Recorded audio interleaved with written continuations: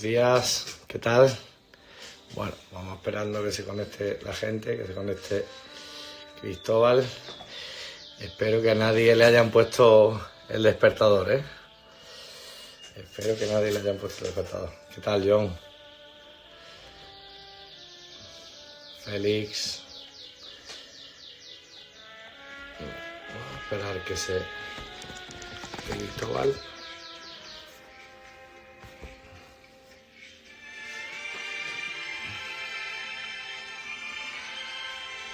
Una musiquita siempre.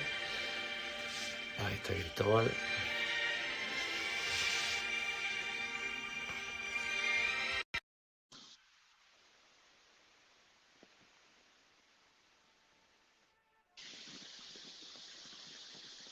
Hola.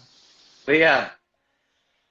Oye, ¿y esa música de Disney que tenías de fondo? Siempre. Tú lo que pasa es que eres muy joven, Será. pero esto es lo antiguo. Será. ¿Cómo estás, Cristóbal?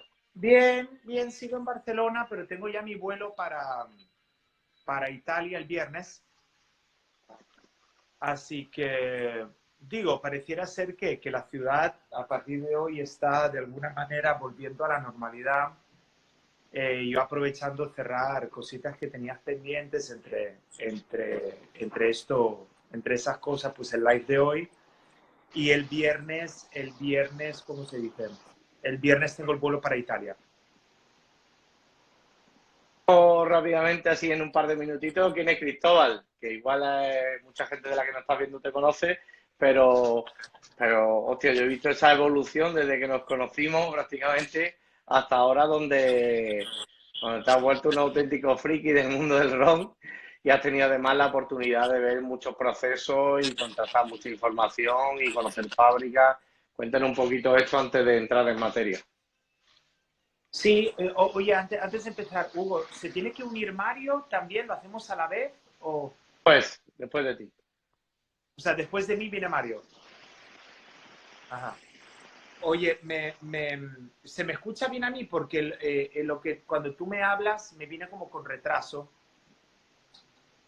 La demora que pueda haber. Yo igual me voy a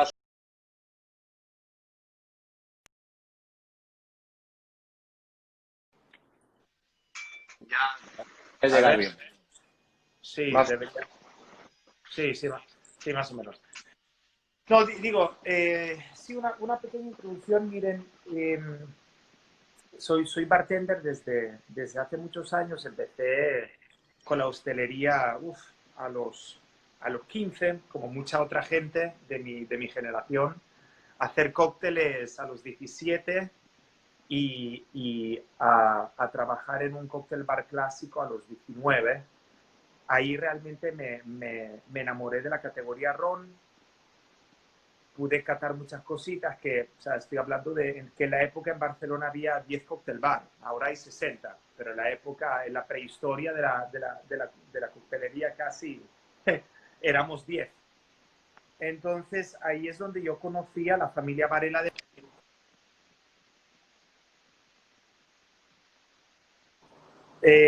decía, conocí a la familia Varela de Panamá, los dueños y productores de Abuelo, me llevaron a Panamá a estudiar con ellos, y a partir de ahí, pues ellos invirtieron en mi pasión por la categoría y me mandaron a estudiar a Cuba. Estuve estudiando en Jamaica, estuve estudiando en Barbados, he estudiado mucho los rones de la Martinica y luego, bueno, o sea, siempre que puedo doy cursos, doy ponencias, doy formaciones, y escribo artículos en la revista Rum Porter España. Así que todos aquellos interesados en leer un poquito más o con un poquito más de detalle sobre la categoría, yo les invito a mirar Rum Porter, porque la verdad es que hay muy buenos artículos, bastante técnicos, que hablan de temas muy específicos como tipos de alambique, cómo se dice, tipología de añejamiento, en qué influencia la temperatura, o sea, denominaciones de origen, leyes, etcétera, etcétera. ron hay tanto secretismo. ¿Por qué no interesa a veces enseñar pues todo lo que se está haciendo? Digo, la categoría ron es posiblemente la más difícil de entender. Mucho más que el whisky, mucho más que el pisco, mucho más que el coñac, mucho más obviamente que la ginebra, eso por supuesto. Eh, eh, y la razón por la cual es tan difícil de entender es porque de la misma materia prima que es la caña azúcar, se pueden fermentar tres estados, que sería el jugo, la miel y la melaza. Eh, Después de eso, dependiendo de qué tipo de perfil tú quieras hacer, aparte de escoger esa forma o ese estado de la materia prima, que es de la caña de azúcar, tienes diferentes horarios. No pases a ninguna... O sea, quedémonos en esa diapositiva de momento, Hugo. Decía, hay 3 sistemas de fermentación, hay más de 4 franjas horarias. Luego tú tienes dentro del sistema continuo y discontinuo que todos conocemos. Yo conté el otro día, hay alrededor de unas 18 máquinas, 18 entre alambique y columna de tipologías, unas 18 que se usa para el ron. Para que os hagáis una idea, el whisky usa 2, el Vendome Pot Still y el Coffee Still, ya está. El ron utiliza dentro de ese mundo unas 18, 19 diferentes máquinas. Luego tú tienes 3 sistemas de añejamiento y cientos de tipos de barricas que puedes usar para darle su propio carácter, dar su propio perfil, afinamiento, etcétera, etcétera. Así que las posibilidades son infinitas. Esa es la realidad. Tú me has dicho, ¿por qué no hay transparencia en la categoría ron? Depende del productor si la hay, depende de la denominación de origen si la hay. Lo que pasa que los rones de origen, sobre todo cubano, sí que han tenido ese secretismo en las mezclas. No porque sea ron cubano, es porque es Cuba en general. O sea, Cuba, todo lo que venga de allá es secreto, es todo secretismo alrededor de ese país. Entonces yo para estudiar ahí tuve que ir con una carta de recomendación de la embajadora de Cuba, de Panamá, que lo consiguieron mis jefes. O sea, es imposible ni siquiera que te enseñen, es muy difícil que te enseñen una destilería en Cuba. En Cuba tú puedes visitar, ¿cómo se dice?, almacenes de añejamiento, hacer el tour turístico que ellos te quieren ver, pero nunca te van a enseñar el laboratorio, las columnas de destilación o los fermentadores. Eso no va a pasar. Por el resto de los rones, cada vez más los rones declaran si se añaden o no se añaden cosas, qué tipo de columna, qué tipo de levadura, qué tipo de fermentación se usa también, porque tanto el cliente final como el profesional se ha profesionalizado mucho más, ha leído, ha estudiado mucho más y tiene cada vez más dudas, más preguntas específicas. Y, por ejemplo, a partir del enero 2021, en toda Europa se empieza a aplicar la ley de ponerle un límite de gramaje de azúcar por litro a los rones. Esto no existía antes. O sea, te encontrabas rones que tenían 0 azúcar añadido, te encuentras los que tenían 15 gramos y te encontrabas los que superaban los 45 gramos de azúcar por litro. Entonces no había ninguna regulación, había regulación singular por país, pero ¿cómo se dice? Pero no genérico. A partir de enero... ¿A partir de enero se hace genéricamente en todos los países? ¿Perdón? Entonces, a partir de enero... A partir de enero... ¿O tiene un límite o lo tienes que indicar? A partir de enero, para tú ser llamado ron, puedes tener un máximo de 20 gramos azúcar litro, o sea, de cualquier forma, ya sea en forma de azúcar, en vino dulce, en azúcar invertido, lo que te dé la gana, ¿sí? Todo lo que sea por encima de los 20 gramos litro deja de ser ron. Entonces, ¿qué es lo que ocurre? Que se obliga a jugar a todos según una norma muy importante que es el azúcar, porque al final nos hemos encontrado con rones que han vendido muchísimo, se han vuelto súper populares porque eran simplemente dulces y la gente al final busca azúcar, busca el dulce. O sea, tanto que hasta la ginebra, muchas ginebras, también le añaden azúcar y también le añaden glicerina para ser más suaves, más dulces, porque al final la gente quiere azúcar, ¿no? Entonces eso es una... Cristóbal, ¿habrá algunas marcas potentes que pasarán de este tema y dejarán de ser ron, entre comillas, o se meterá directamente en la reducción de azúcar? Yo creo que los principales jugadores de ron premium, los principales jugadores a nivel global de ron premium, ya se están adaptando con las recetas. O sea, obviamente no puedo decir nombres, pero ya, o sea, tengo contacto con ellos, con los dueños y con los productores y sé que ya están adaptando los perfiles, bajándolo poco a poco para estar preparados y tener esos 20 gramos de azúcar el litro sin que se note tanto a partir de enero del 2021. ¿Cómo se añade ese azúcar? Bueno, hay muchas técnicas. O sea, si queréis hablamos de eso ahora o después, pero al final el azúcar se puede añadir de distintas formas. Si tú, por ejemplo, compras una barrica de Pedro Ximénez, como lo que se llama envinada, significa que tiene aún cantidad X de Pedro Ximénez dentro de la barrica. Cuando tú vas a afinar tu ron en esa barrica, al final estás mezclado con un poco de Pedro Ximénez. Y eso, si lo analizas en laboratorio después, te vas a encontrar unos gramos de azúcar litro. Esa es una manera. La otra manera es caramelizar las barricas, es decir, le echas jugo de caña, lo caramelizas, lo tuestas y tienes ese azúcar natural de jugo de caña dentro de las maderas que te lo endulza al final. Otras técnicas que se utilizan por algunos productores, directamente se añade vino dulce, brandis de Jerez, Pedro Ximénez, moscateles, etcétera, que al final son vinos dulces, son productos buenos que sirven simplemente para redondear el perfil. Y otros utilizan sirope de caña de azúcar, o sea, para que ese azúcar tenga sabor a caña, se añade sirope de caña de azúcar como hace la gran mayoría. Y otros utilizan azúcar invertido. Algunos utilizan incluso químicos, utilizan vainillina industrial o glicerina, que eso es lo que te da textura y aceitosidad.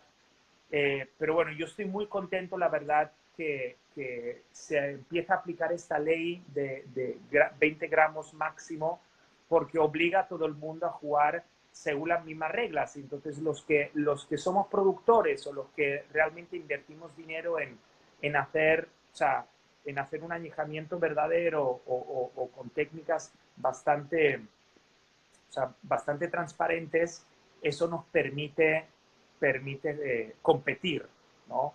Y eso le permite también a la gente entender que ron no es necesariamente dulce. O sea, cualquier destilado, después de pasar por el alambique o una columna de destilación, no es dulce, porque el azúcar no es volátil. Después de que tú has fermentado y has transformado azúcar en alcohol y has ganado los aromas secundarios, y eso lo has destilado a través de ya sea alambique o columna, el azúcar no es volátil, no se volatiliza. Lo que se volatiliza son los congéneres y el etanol y agua, pero no se volatiliza. No, el azúcar no sale por mucho que hayas utilizado miel de caña o melaza o lo que te dé la gana. El azúcar no se volatiliza. Entonces, si tú quieres suavizar el destilado, puedes utilizar barrica. La barrica te va a aportar carbohidratos, celulosa y hemicelulosa, te va a aportar vainillina, ese sabor a vainilla que notamos en todos los destilados que han pasado por la madera y vinos, y te aporta taninos, que son antioxidantes. Una cuarta cosa que te puede aportar la madera es el producto que ha estado antes dentro de esa madera. Os doy un ejemplo. Una barrica de 200 litros de roble blanco americano ex bourbon, ¿no? Si nosotros la cogiésemos y yo hiciera como si fuera una esponja, o sea, exprimir hasta la última gota del líquido, del bourbon que ha quedado dentro de la madera, de los poros, lo que obtendríamos es alrededor de unos 5 litros. 5 litros. Eso no significa que los 5 litros vayan a extraerse en su totalidad.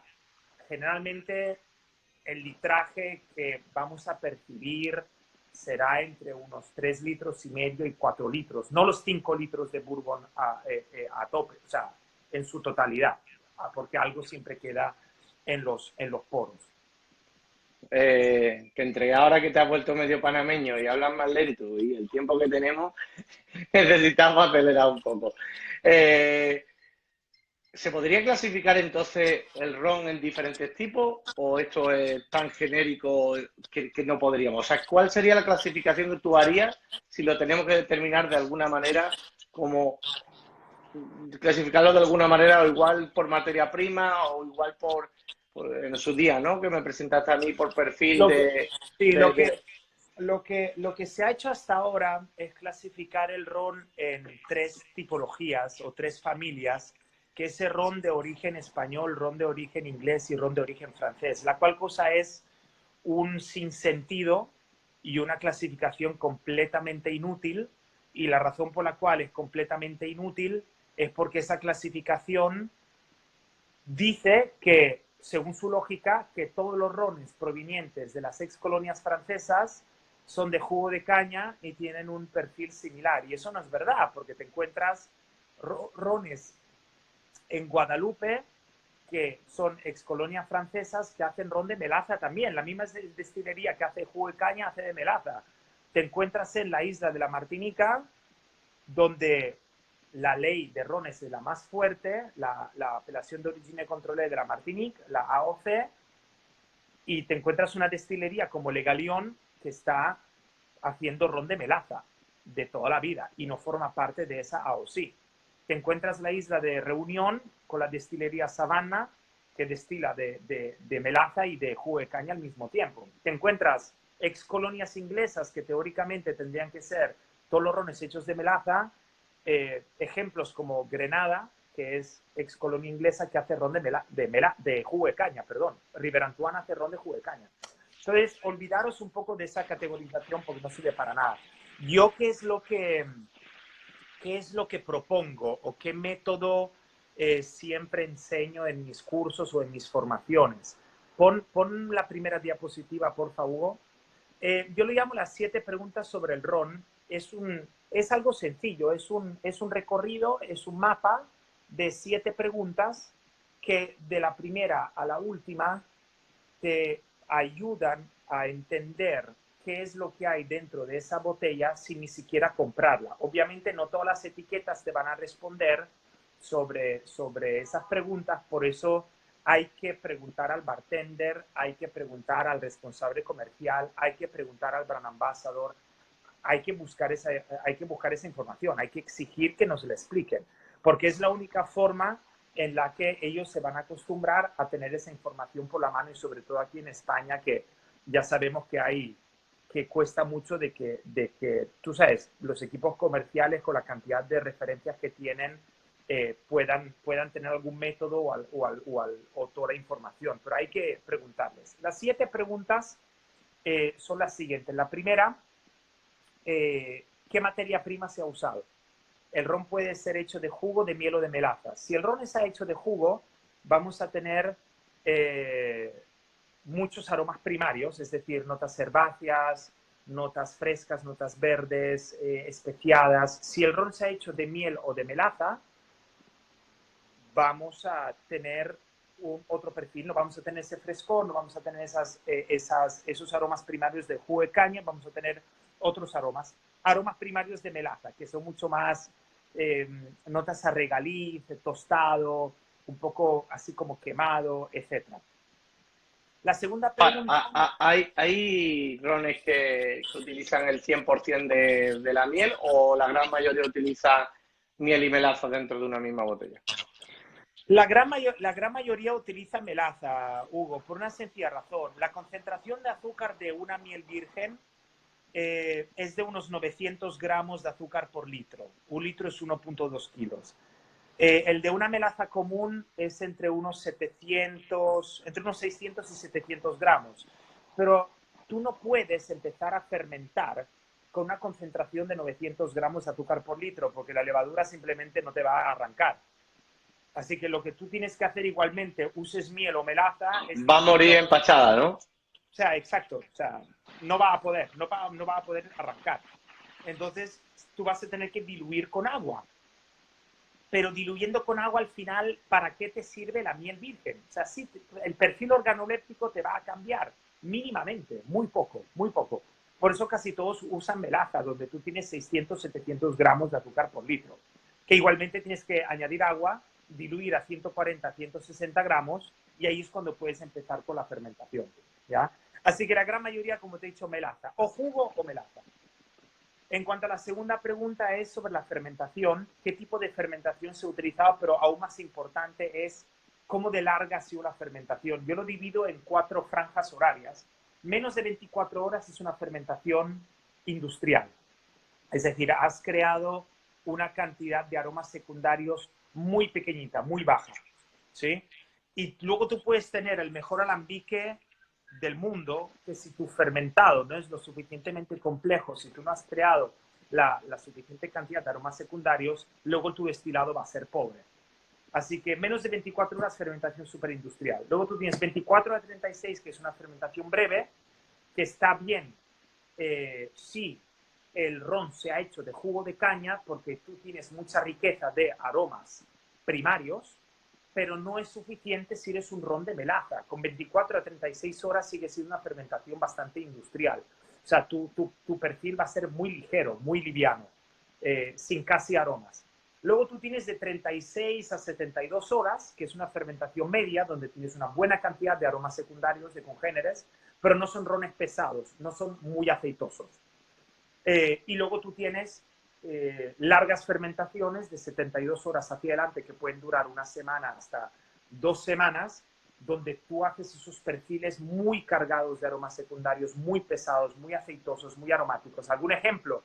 Pues los tradicionales rones de Jamaica, algunas ediciones antiguas de rones de Guyana, principalmente.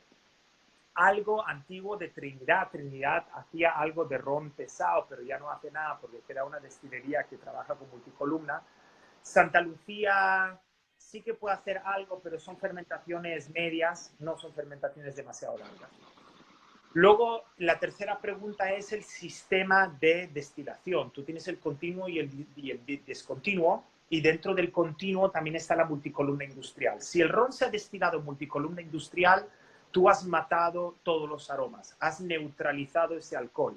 Es decir, tú has concentrado el grado etílico al máximo, has limpiado, lo has depurado de cualquier tipo de aroma y has conseguido una Ah, ah, pero a la vez ha eliminado todas las características que tenía ese ron, ¿no?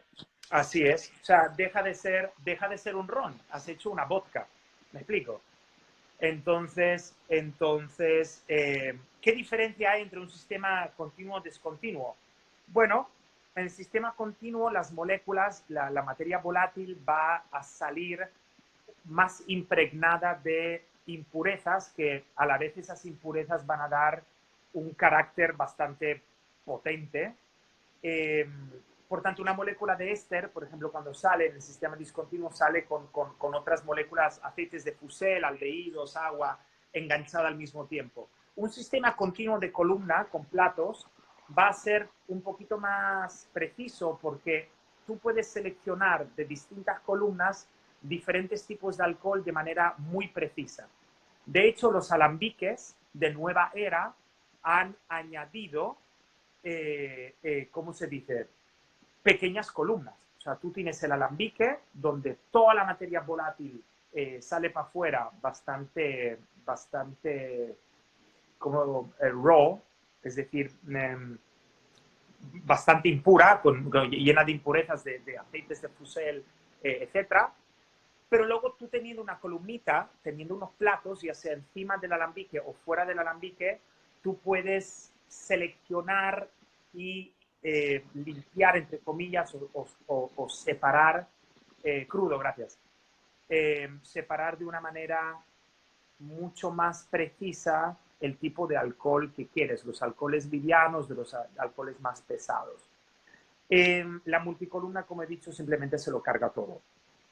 ¿Qué es lo que responde la segunda y la tercera pregunta juntas? Esas dos preguntas responderán a cómo de aromático esperamos que ese ron sea. Si el ron ha fermentado menos de 36 horas de melaza y ha destilado a través de una columna, sabemos que va a ser muy liviano. Si sabemos que con el mismo horario de fermentación ha destilado en un alambique, va a ser liviano, pero va a ser un poquito más cargado de aroma. Si el ron ha fermentado 2 semanas, pero ha destilado en multicolumna industrial, es vodka. Si ha fermentado 2 semanas y ha destilado a través de un alambique o una columna tradicional, va a tener muchísimo aroma, va a ser muy pesado. Dependiendo, en el caso de la columna, siempre dependiendo de la extracción que tú hagas. Dale a la siguiente diapositiva, Hugo. Ese está, es la 4. O sea, aquí te habla de añejado, ¿no? Sí, añejado o no añejado. Esa es la cuarta pregunta. La cuarta pregunta pareciera estúpida, pero no lo es en absoluto porque el color no responde a esa pregunta.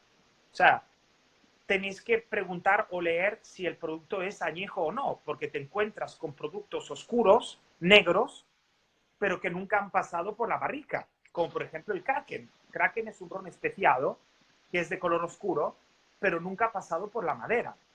Entonces, Sí, ¿no? hay que... No, Kraken no. Pero, por ejemplo, te encuentras con otros productos que son blancos, pero han sido añejados y luego filtrados por carbón activo. Por ejemplo, el Dorlis 3 años o el Diplomático Planas. O sea, el Dorlis 3 años ha sido envejecido 3 años y luego se ha filtrado por carbón activo y está blanco, aunque es añejo. Y Diplomático Planas se ha envejecido por 2 años en barrica y luego se ha filtrado por carbón activo, pero es blanco. ¿Me explico? Ok, la quinta pregunta responderá a qué es lo que significa el número que veis en la etiqueta. Hay 3 sistemas de añejamiento: Single Cask, Vintage Pallet y Sistema Solera. Y estos 3 sistemas son los que se utilizan en todas las categorías de destilado, tanto para el coñac, como para el ron, como para el whisky. Single Cask significa que después de la destilación tú has rellenado el barril, lo has dejado ahí quieto, no lo has tocado, y después de X años de envejecimiento has extraído el líquido de esa madera y lo has metido directamente a la botella. Punto. ¿Qué es lo que ocurre? El single cask tú lo puedes hacer en climas muy fríos, donde el angel share, la evaporación de materia volátil y de agua, es muy baja. Es decir, un single cask en Holanda o en Inglaterra, sobre todo en Escocia, es posible, porque el Scotch whisky va a perder entre un 1.5 y un 3% anual. Pero claro, el angel share en los Caribes medio es de un 7-8%. Y en países, por ejemplo, Mucha como más Panamá, materia prima, claro. ¿cómo se dice? Y en países como Panamá es del 10%. Entonces tú no puedes tener un single cask, porque es que te encuentras al cabo de 6-7 años que casi no te queda nada en el barril, 7-8, ponle. Por eso se utilizan generalmente el sistema Vintage Pallet y Solera. Si os encontráis un ron que ponga single cask en la etiqueta, hay 3 respuestas, hay 3 opciones para eso. La primera opción es que no es verdad, que es mentira. ¿Cómo sabemos que es mentira? Single cask, 12 años, envejecido en el Caribe. Entonces tú haces tu matemática, ¿no? Una media de pérdidas del 8% al año, te encuentras que ese barril después de 12 años apenas tiene nada. Entonces, no es posible hacer un single cask por 12 años. O sí es posible, pero hay un riesgo de que el barril se te contamine, porque la parte, o sea, el líquido se te contamine porque la parte superior del barril se seca y pequeños trocitos pueden caer dentro, o te encuentras con que no hay casi nada y ese producto o sea, tiene un perfil horrible. Entonces, generalmente eso no se hace. La segunda opción para un single cask en ron es que sea cierto, pero que sea muy joven. 4, 5, 6 años de envejecimiento single cask en el Caribe se puede encontrar. Y la tercera opción es si os encontráis un single cask en ron. y es muy envejecido, tipo 10, 11, 12 años, y pongámosle que es verdad, la única explicación es que esa barrica de ron ha estado envejecida o dejada o almacenada en Europa, en Holanda o en Escocia, donde el porcentaje de pérdidas es mucho menor. El Vintage Palette Vale, System... Cristóbal, ¿Ah? 3 minutos, ¿vale? Sí, le doy caña. El Vintage Palette básicamente te ayuda a mantener las barricas llenas, pero con el líquido de la misma añada, y esa trasiega, ¿sí? Ese proceso de rellenar las barricas entre ellas con el líquido del mismo año, lo vas a hacer cada 2, 3, 5 o 6 años o 10 años si el barril está en Escocia, dependiendo del Angel Share. Por ejemplo, en Panamá se hace cada 2 años, en Jamaica se hace cada 3, en Barbados se hace cada 3, 4, en Cognac, con el Cognac se hace cada 5, 6, con whisky se hace cada 9, 10, etc. Y el sistema Solera consiste en lugar de rellenar las barricas con el líquido de la misma añada, tú trasiegas líquido joven, ron joven, dentro de barricas que contenían ron viejo anualmente, ¿sí? Un tanto por ciento vas bajando de arriba a abajo en forma de pirámide. Si el ron ha utilizado sistema Solera, ya sabemos que el número que pone en la etiqueta no es 100% esa añada. Generalmente un ron de Solera 10 años significa que solo el ron más viejo de 10 años, o sea, el ron más viejo tiene 10 años, la última gota. Y eso teóricamente no sería como el sistema Solera de los brandies o los vinos de Jerez, que ellos sí que tienen que medir la media ponderada, es decir, declarar la edad media, y en algunos casos declaran hasta la más joven, pero en el caso del 99% de los rones se declara solo la última gota, el ron más viejo, ¿sí? Vintage Palette, tú puedes embotellar milésime por milésime, vintage por vintage, es decir, añadas separadas, o hacer una mezcla de añadas declarando la media ponderada o la edad más joven, como hace Jamaica, por ejemplo. La sexta pregunta es muy sencilla de entender: qué tipo de barril se ha usado, si está nuevo, si está viejo, si es nuevo, si es usado de qué, de bourbon, de jereces, de marsala, de porto, de grappa, de lo que te dé la gana. Y esa respuesta o esa pregunta nos va a responder a qué tipo de afinamientos y perfumes nos vamos a esperar en ese ron. Y la séptima pregunta es si ha habido añadidos, sí o no, y qué tipo de añadidos.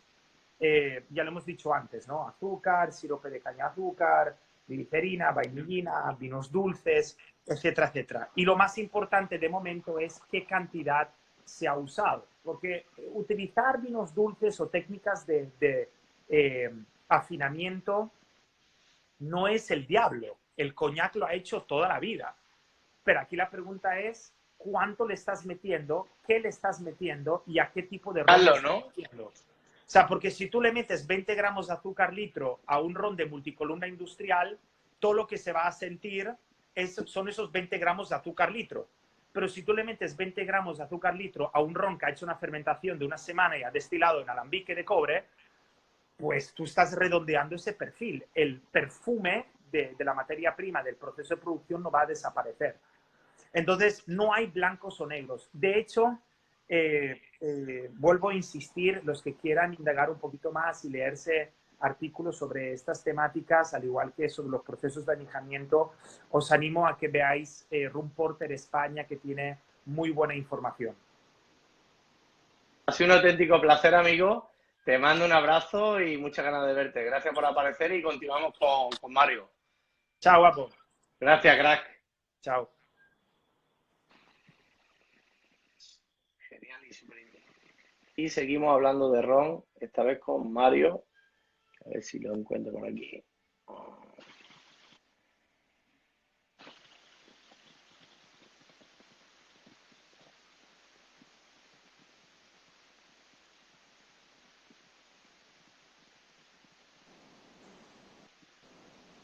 ¿Qué tal? ¿Me oyes? Qué pelazo, ¿eh?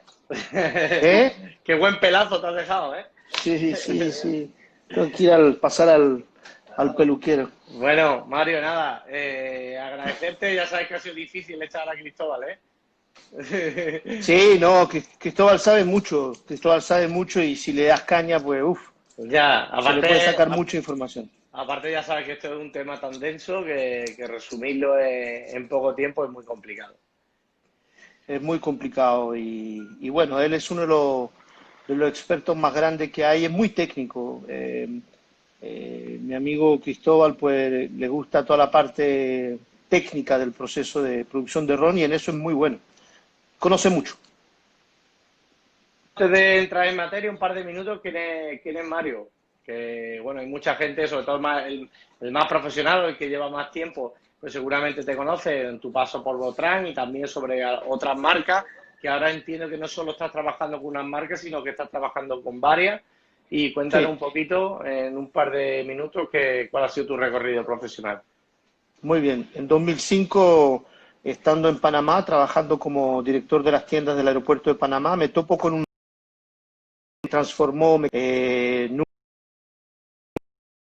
nunca me esperé del perfil de Ron Zacapa, me encantó y entonces vi una oportunidad y entré en el mundo del ron. Entré con Industria Licorera de Guatemala a trabajar para ellos toda la parte duty free. Y fue muy interesante, pues recorrí medio mundo gracias a Ron Zacapa. De ahí pasé a ayudarles con el Ron Botran, que también pertenece a Industria Licorera de Guatemala.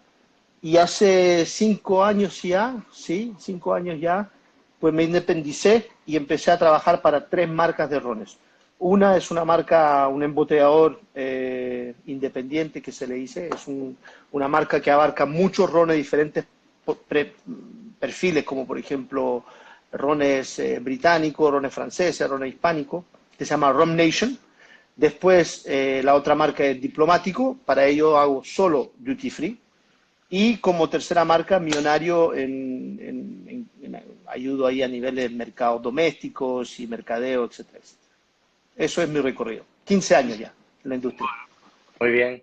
Pues nada, cuéntanos que hoy vamos a hablar sobre hábitos de consumo o sobre todo cómo tomar el ron. Igual también si quieres tocar a otro tema, tenemos 22 minutos, lo Perfecto. que quieras. Sí, no, es que muchas veces cuando estoy afuera, la gente de la industria del ron me dice, oye, ¿por qué España no es un gran mercado de ron premium? ¿Por qué en España pues se consume mucho ron? Pero ron, digamos, más económico, ron para mezclar, tipo Barceló, tipo Brugal, etcétera, etcétera. ¿Y por qué los rones premium, que en algunos mercados se le llama también rones de degustación, pues no es un mercado fuerte en España? Entonces, yo entro a explicarles un poco el tema de la cultura del consumo en España. En España hace mucho calor, igual que en Italia, en Grecia, y la verdad es que tomarse un ron solo, un ron añejado solo, pues cuesta mucho por ese tema de calor.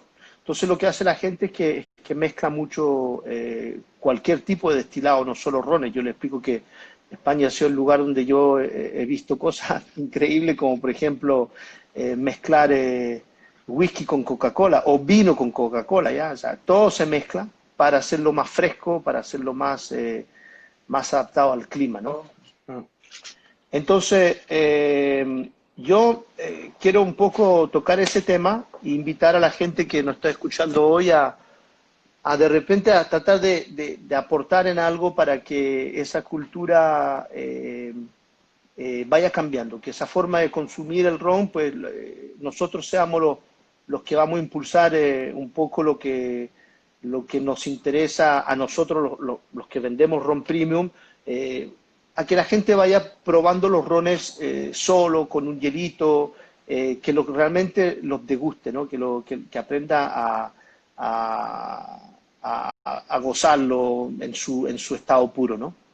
Entonces, yo agarré un par de slides de unas presentaciones que yo tengo para explicar una cosa.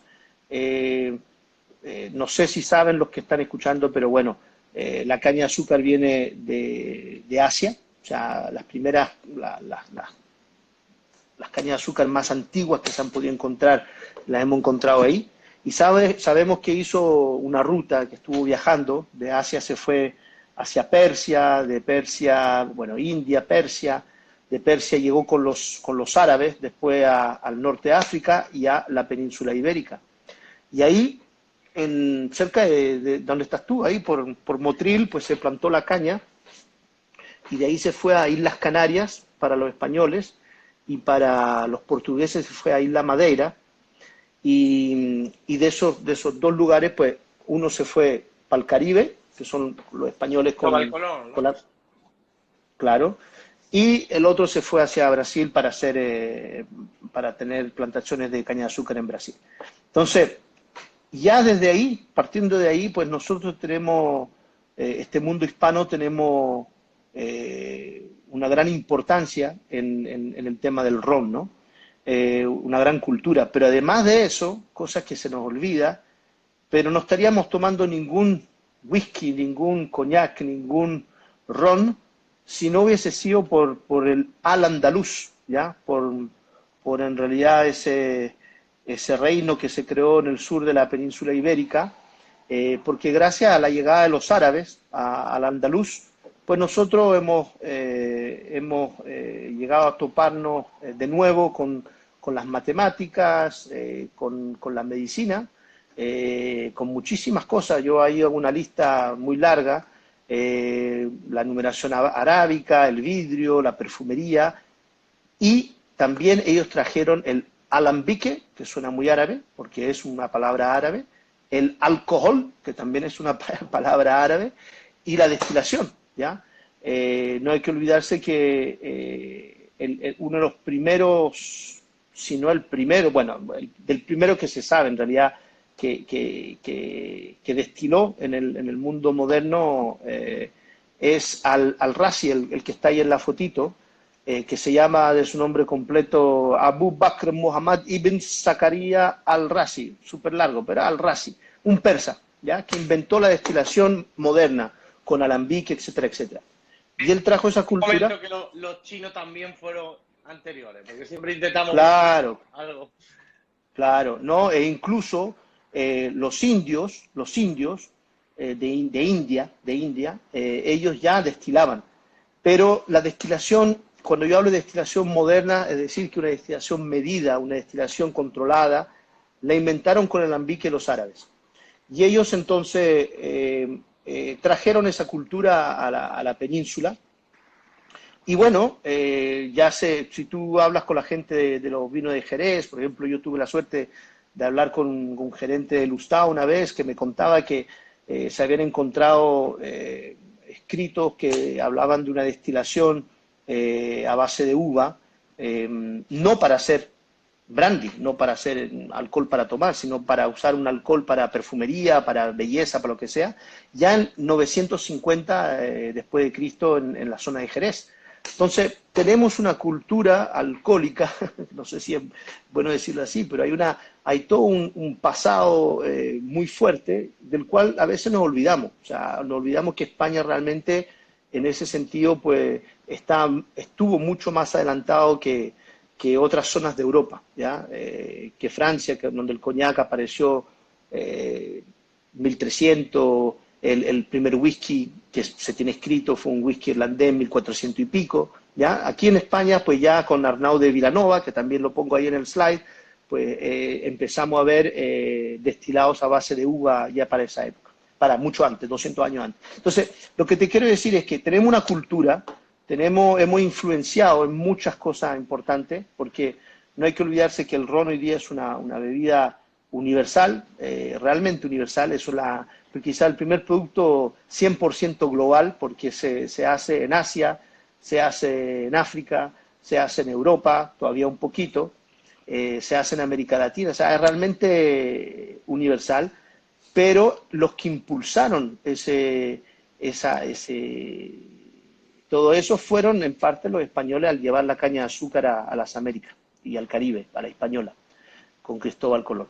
Entonces, yo creo que hay muchas cosas que contar y yo me gustaría que en los bares españoles pues donde llega, por ejemplo, ahí por Málaga, por Mallorca, donde llegan todos estos extranjeros a tomar y a beber y a pasarla bien, pues que cuando podamos contarle un poquito de historia nuestra, pues que le contemos que España a nivel de destilados, a nivel de ron, pues siempre tuvo un papel importante y que le hagamos descubrir rones, no solo hispánicos, pueden ser rones británicos que ellos no conozcan o rones de tipo francés que tampoco conozcan, ¿ya? Yo quise hablar de este tema porque me ha pasado mucho que mucha gente que yo hago masterclass por toda Europa y muchas veces pues la gente me dice, oye, pero yo he ido a España y quería comprar un ron, un buen ron de perfil hispánico y no conseguía, solo había los famosos, pero sí, porque no hemos desarrollado, creo que hay mucho por hacer entre nosotros para desarrollar esa cultura del ron, ¿ya? Ahí veo que estás mostrando un slide que yo uso muchas veces para mis presentaciones, donde es un slide muy simple, donde realmente dividí los rones en rones pesados, o sea, rones en general que están hechos a base de, perdón, pesados está para allá, rones que están hechos a base de alambique, rones ligeros, que son en general rones que están hechos a base de columna, arriba rones más afrutados, más dulces, más redondos, abajo rones más secos, más amaderados, más especiados, y entonces siempre le digo a la gente, lo interesante del ron es que tenemos todo tipo de perfiles, y eso nos hace mucho más interesante que una bebida como el whisky, donde de repente vas a ver muchos whisky en uno de los cuadrantes, pero menos en los otros. Aquí, a nivel de rones oscuros, pues realmente tenemos para todos los gustos, de los que bueno, todos los rones que están ahí yo los he probado, pero con los que yo trabajo, pues te puedo decir que, por ejemplo, uno pesado, amaderado, especiado, como el Caroni 97, que está justo en el ángulo abajo derecho, pues es un ron que tiene un perfil muy diferente al que está en el lado opuesto, que es el Millonario XO, y son dos tipos de clientes muy diferentes los que van a disfrutar esos rones, pero hay una panoplia y una gama muy extensa, y me gustaría que los bartenders, la gente que trabaja en los restaurantes, en los bares, pues le pongan más atención al ron, ¿ya? Y Mario, sí, o sea, esta información al consumidor final igual no le importa, ¿no? A claro. nivel de servicio, ¿nosotros tendríamos que utilizar los rones de la misma manera o incluso diferente? Bueno, yo creo que a nivel de servicio, lo ideal sería que la gente pueda probar estos rones al natural, ¿ya? Como viene, se sirve la botella, pues empezar a educar su paladar y a probar los rones tal como están embotellados. Pero después, por supuesto, te tengo que ser sincero, o sea, en un país como España, donde hace mucho calor, pues yo el ron cuando lo tomo solo, pues lo tomo con hielo porque hace mucho calor y entonces necesito refrescar un poco el ron y cambia completamente. O sea, casualmente la otra vez estábamos probando un Panama 10 de Rum Nation, que está hecho por Varela Hermanos, por los colegas de Cristóbal.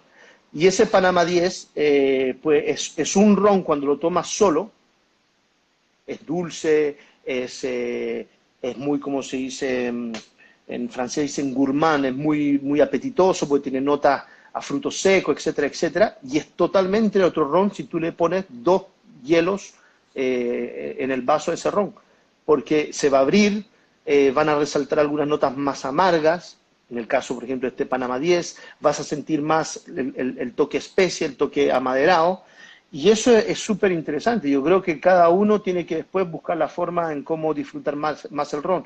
Pero lo que quería decir es que tenemos, bueno, ahí tienes el esquema, tenemos una pila. Entonces,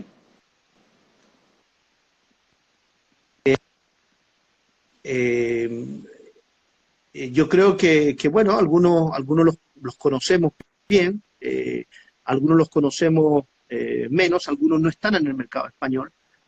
Por supuesto que los Habanas o los abuelos, que ya nuestros colegas abuelos han hecho un trabajo bastante interesante y ya se pueden ver varios lugares donde pueden servirte un abuelo, pues lo vas a encontrar. Pero hay rones que aquí muy poco. Worthy Park, la gente de Barcelona de repente sí, porque el distribuidor está por allá. Eh, Otro ejemplo es el Appleton, un ron jamaicano un poquito más comercial.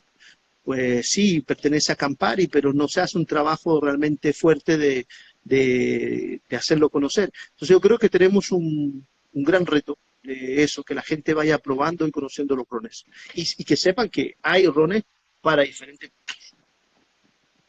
¿Qué te parece el consumo de un buen ron en un Old Fashioned o en un daiquiri? ¿Cómo? Repite qué. ¿Qué te parece el consumo de un buen ron en Old Fashioned y en daiquiri? Ah, no, a mí me encanta. A mí personalmente, bueno, el daiquiri es mi. Igual el paso intermedio donde la gente añadirse un ron con un hielo solo, una piedra de hielo solo, todavía puede resultar un poco complejo, ¿no?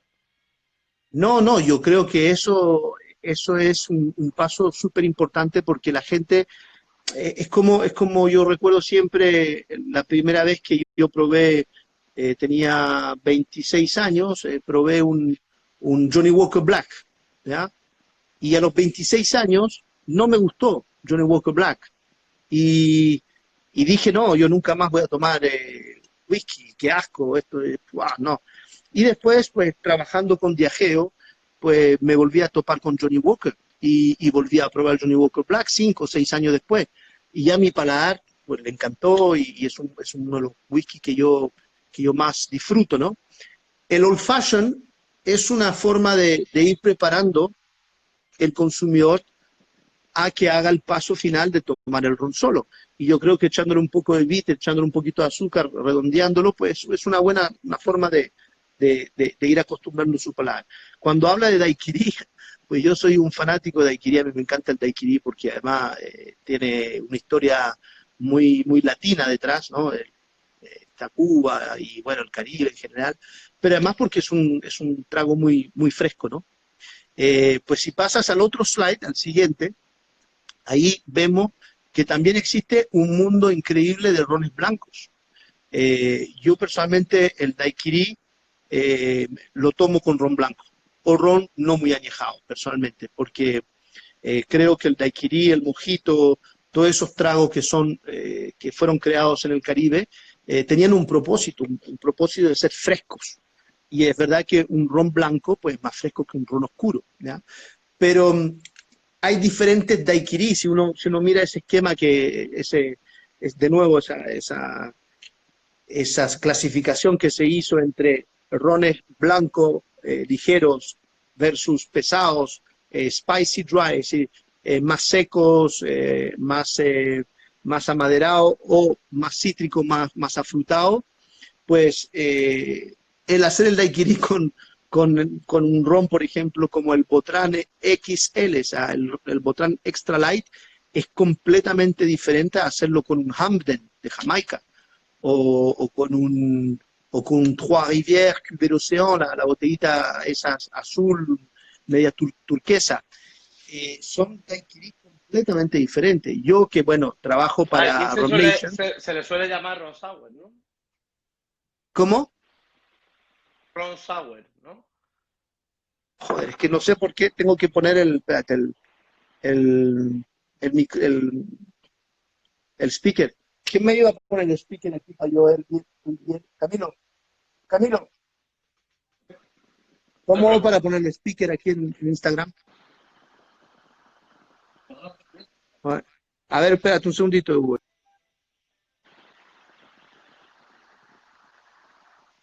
Estás conectado, no. Déjame hacer. Y ahora sí te voy a escuchar. Vale, o sea que ha estado todo el rato sin escucharme. ¿Cómo lo ha hecho? No, es que antes tenía los audífonos y te oía Vale. bien, pero después se me. Vale, no, básicamente que te preguntaba que cuando se hace con un ron de corte francés, ¿no? Un ron de jugo de caña de azúcar se le suele llamar ron sour, ¿no? Sí, Sí, sí, sí, por supuesto. Después ya cada uno tiene su... Ahí tú eres el ¿Sabes? especialista en tema de coctelería. Ahí, bueno, cada uno ya después tiene su nombre específico. Pero el tema de mezclar azúcar con cítrico y ron, pues algo que es muy de nuestra cultura. Y te digo, hacerlo con un ron francés o con un ron británico de pesado, como por ejemplo nuestro Jamaica 10, Jamaica Blanco, o hacerlo con un ron ligero hispánico, es otra experiencia, es totalmente otra experiencia. Yo incluso en Madrid, bueno, estamos en un proyecto con La Tuerta, no sé si ubican La Tuerta, eh, un local súper interesante. Pues yo estamos tratando de desarrollar más el consumo de unos daiquiri a base de ron jamaicano, ¿ya? Un ron jamaicano de 57 grados, muy potente. ¿Por qué? Porque lo que pasa es que cuando tú haces el paso de hacer, por ejemplo, un daiquiri con un ron así, y tú acostumbras a tu cliente a tomar ese tipo de daiquiri, cuando te lo vaya después a probar con un ron ligero, va a sentir que algo le falta. Eso me pasa a mí. ¿Ya? Yo me he acostumbrado ya a tomar daiquiri con rones muy potentes, blanco, pero muy potente, y mi paladar se ha acostumbrado. Es como cuando uno se acostumbra a vino con más fuerza, con más cuerpo, ¿no? Y cuando me voy a un lugar y me tomo un daiquiri con un ron ligero, que antes me encantaba, pues ya siento que, no, ya me falta algo y quiero otra cosa, ¿no? Nos Y queda, eso es lo bueno. Nos quedan 3 minutos porque esto se corta. Te voy a hacer dos Sí, preguntas, intenta ser breve. La primera, sí, ¿qué opinas del consumo del ron con maridaje? Por ejemplo, con me chocolate encanta. o con habanos, ¿no? Me encanta, me encanta. Yo creo que ahí también hay un mundo por hacer todavía. Yo casualmente este viernes tengo una presentación para los daneses, para 280 daneses que se van a conectar vía Facebook, y vamos a presentar un maridaje interesante. El ron oscuro, dulce, con foie gras, ¿ya? Hay otro ron que vamos a invitar a tomarlo con queso azul. Hay un mundo y España tiene a nivel gastronómico una riqueza increíble, así que, wow, ahí tenemos campo. Luego, por último, dime 5 marcas que nunca faltarían detrás de una coctelería. Coctelería o bar que especialista. 5 marcas. ¿Marcas de ron? Sí. Bueno, yo creo que a nivel de rones, pues tienes que escoger 5 marcas que representen 5 perfiles diferentes, ¿no? Yo creo que una de ellas puede ser el perfil tipo Zacapa, ya sea diplomático, ya sea millonario, o sea, ese estilo así un poquito más dulzón, tiene que estar ahí. Después hay un perfil mucho más británico, más jamaicano, que puede ser un ron tipo, no nos vamos a ir tanto a los extremos a nivel, bueno, sí, bueno, puede ser un Hamden, puede ser un Worthy Park, puede ser un Jamaica 5 de Rum Nation. Después tienes británico, pero más hacia lo seco, como puede ser un English Harbor de mi amigo Jonathan, o a ver, déjame ver qué más. Eh, puede ser un Guyana de Rum Nation, y después tienes por último un perfil francés, ¿ya? En francés pues No es tienes que tener, Martinica, ¿no? Un claro, Troyer Martinica, Guadalupe, tienes Clément, tienes Damoiseau, tienes Trois-Rivières. Hay muchos rones de estilo francés que tienen su perfil muy especial y debería estar ahí. Mario, agradecerte que hayas estado con nosotros, ha sido un auténtico placer y nada, y espero que arregles también tus diferencias con Natalia, hombre, que al final hay que Ah, estar no, ahí. bueno. No, con Natalia son... Oye, qué increíble que la gente mira esas vainas. Ya ves. Bueno, un abrazo, Mario. Bueno, Gracias, crack. chao, un abrazo, chao.